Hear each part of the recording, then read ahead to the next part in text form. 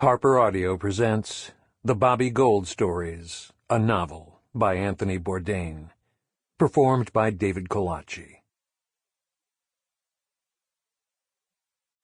Bobby in Color. Bobby Gold, at 21, in a red and white Dead Boys t-shirt, blue jeans, high-top Nikes, and handcuffs, bent over the hood of the state police cruiser, arms behind his back, wished he was anywhere but here. The beach would be nice, he thought, as the trooper to his right read him his rights. The beach would be great. Cheek pressed hard against the hot metal of the car's hood, Bobby wondered, if he held his head just right, so that his ear cupped against the blue and white car, would he be able to hear the ocean? The rented Chevrolet Caprice sat on the shoulder, between two cruisers, bathed in flashing red and blue lights. Styx had come on the radio just as they'd pulled him over. He had been happily listening to Monkey Man by the Stones, singing along, in fact, volume all the way up when he'd seen the lights in his rearview mirror, and in the excitement and confusion of the moment had neglected to turn the radio off. Now Styx was playing on the radio. Always and forever the soundtrack to any future memories of this ugly event. Damn, thought Bobby. Bobby wondered how the rental company dealt with a situation like this. Would he be charged for the extra days that the car was held for evidence? Who would come and pick it up? What if the cops tore the car apart? This was a worst-case scenario, as there were 3 kilos of cocaine hidden inside the spare tire, and another 2 kilos behind the seats.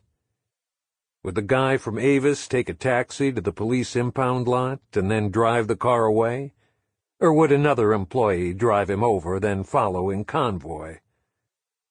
As the cops pulled him upright by his hair and walked him over to the rear of one of the cruisers, held his head as they pushed him into the back seat, Bobby found himself curiously detached from events around him. He would not be sleeping with Lisa tonight, that was for sure.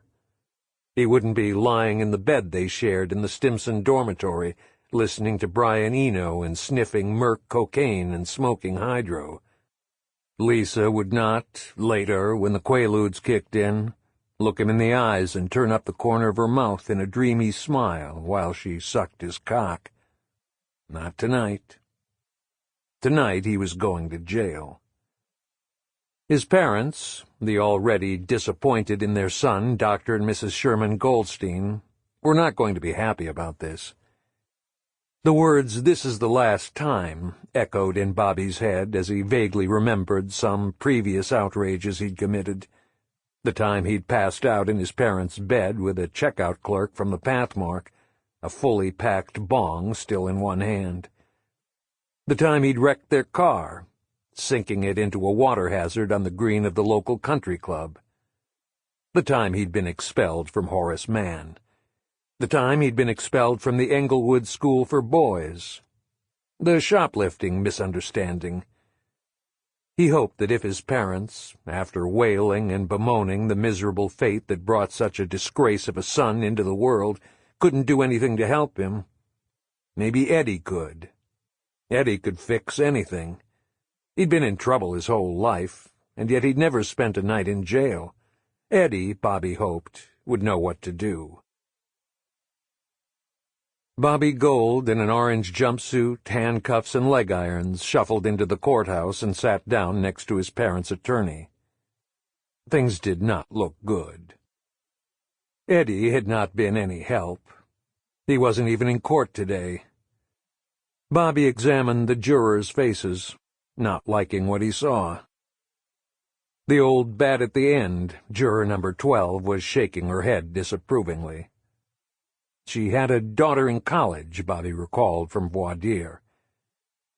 She was thinking about all that coke, all that pharmaceutical-grade cocaine headed in Bobby's car to supply college kids. Might as well have been her daughter's college. To get her daughter hooked, turn her daughter into a coke-sniffing, dangerously underweight coke whore, tossing off scabby drunks at some imagined truck stop for her fix. Sample complete. Ready to continue?